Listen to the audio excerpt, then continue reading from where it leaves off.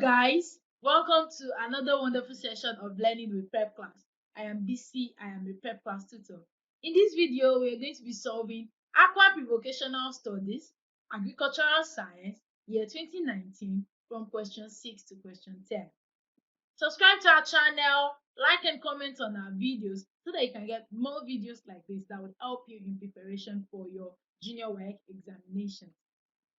Alright, so the first question in this video is question 6. Which of the following is not an effect of forest on the environment? A. Provision of conducive environment for wildlife. B. Determination of soil minerals constituents. C. Formation of cloud. D. Checking of soil erosion. So which of this is correct? Which of the following is not an effect of forest on the environment? So the first option is conducive environment for wildlife. Forests provide a conducive environment for wildlife. Animals such as lions, tigers, and other wild animals live in the forest. That's their environment. So the forest provide a conducive environment for these animals. It helps in formation of clouds. Do you know that forest attracts rainfall? Yes, it does. So it helps in formation of clouds. The roots of forest trees help to hold the soil down in place, thereby preventing soil erosion. So forests help to check soil erosion, but it does not determine the soil minerals constituent. However, it could determine the organic constituent of the soil, but it does not determine the soil minerals constituent.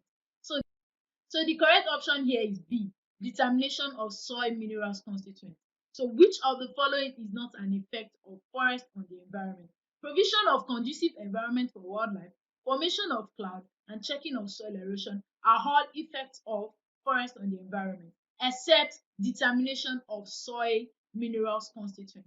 So determination of soil minerals constituent is not an effect of forest on the environment. So the correct option here is B. Check. Question 7. Monopoly is a type of imperfect market where there are or is A.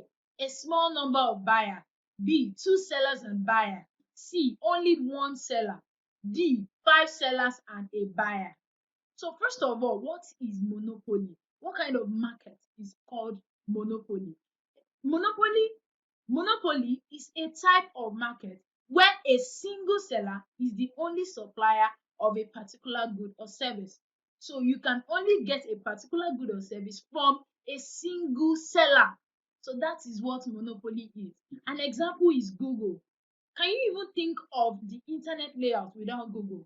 So Google is considered to be a monopoly. Although Google has some competitors, but Google still has the highest share of the market. Yahoo is not a direct competitor of Google because it owns a very small share of the market. So Google could be considered as a monopoly. What about Facebook? I'm very sure you all know Facebook. You know Facebook, you know Google.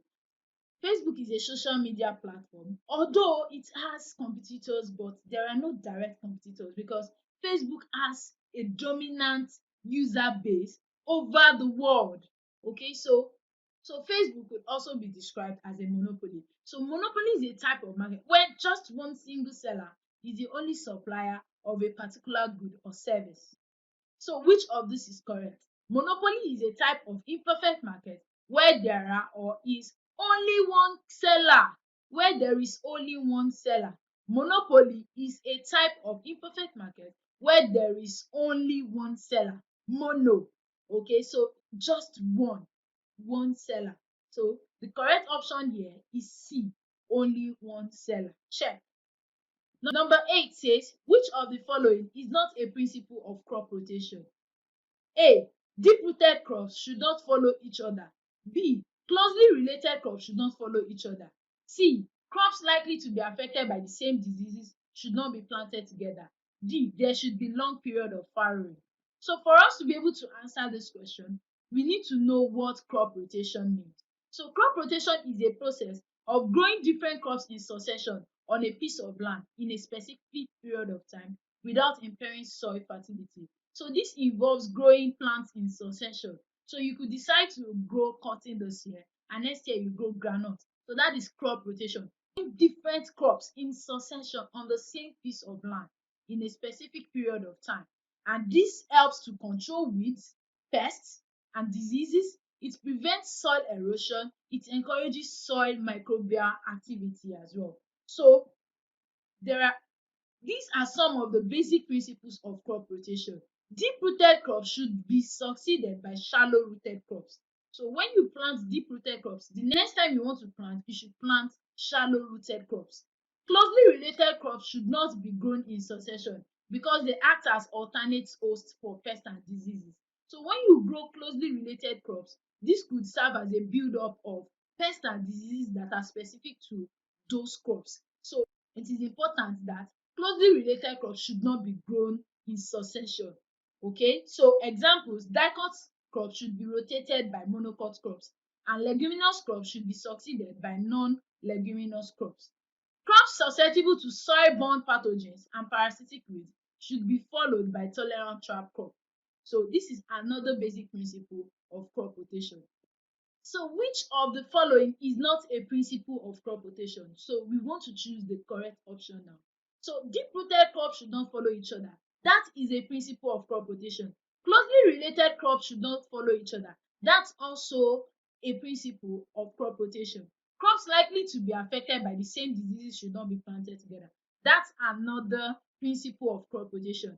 There should be long period of fallowing. This is not a principle of crop rotation. So the answer to which of the following is not a principle of crop rotation is D. There should be long period of fallowing. Check. Question 9. Which of the following is a planting operation? A. Seed selection. B. Weeding. C. Mulching. D. All of the above. So let's find out the meaning of planting operations first. So what are planting operations? Planting operations are the activities carried out during planting. Then let's find out the meaning of each of the options. The first one there is seed selection. What does seed selection mean? This is the process of selecting seeds of high quality. This would improve the quality of yield. So when you select the best seeds to plant and you're going to get a high quality of yield. So what about weeding? Weeding is a process of removing weeds from the field. Weeds are unwanted plants that grow along with the useful crops. So weeding is required because weeds are competitive plants as they reduce the useful crop yield by acquiring space, fertilizers, and nutrients from the soil. So the useful crop that you're trying to cultivate is not going to grow. Instead, it's the weed that will be getting the space, the fertilizers, and the nutrients from the soil. So weeding is very important. This is the process of removing weeds from the field. Alright, so the next option is mulching. What is mulching? Mulching is a process of covering the soil between plants with a layer of material. It prevents water from evaporating. It protects the soil from wind, rain, and sun, and suppresses weed growth by blocking out sunlight. So mulching is a planting operation as well. So what about ridging? Ridging is a technique which permits the covering of the base of the plant with soil. Ridging increases the productivity of the crop and grants a better protection for plants from bad weather conditions and from weeds. So all of these are planting operations. Seed selection, weeding, and mulching are all planting operations. So the correct answer would be D, all of the above. Which of the following is a planting operation? All of the above are planting operations. Question 10. The act of producing milk in goats is referred to as A. Weaning, B. Lactation, C. Gestation, D. Parturition. So for us to be able to choose the correct answer to this question, we need to find out the meaning of weaning, lactation, gestation, and parturition. So the first one is weaning. What does weaning mean? Weaning is the process of introducing an infant mammal to food other than its mother's milk. So at a point in a baby's life, you have to stop giving it the mother's milk. So you have to introduce another kind of food that is different from the mother's milk. So weaning is the gradual process of introducing an infant mammal to food other than its mother's milk. Lactation describes the secretion of milk from the mammary glands, and it's also referred to as a period of time that a mother lactates to feed her young one. So lactation is production of milk. from the mammary glands. Okay, and it's also referred to as the period that a mother lactates to feed her young one. A period that a mother produces milk to feed her young one. Gestation is the time between conception and birth, during which the embryo or the fetus is developing in mammals. While parturition is defined as the process of giving birth. So parturition is also known as childbirth. So it's the process of giving birth. So now the question says the act of producing milk in goats is referred to as B. Lactation. Remember, lactation is the secretion of milk from the mammary glands. So the act of producing milk in goats is referred to as lactation. So the correct option is B. Lactation. Check. I hope you enjoyed this video and you were able to learn a lot from it. So please don't forget to like and comment on this video. Also, don't forget to subscribe to our channel. This is where you can get more videos like this on past questions that would help you to prepare for your examinations. You can also share this with your friends. Don't be selfish, okay? So share with your friends till I come your way next time. Bye.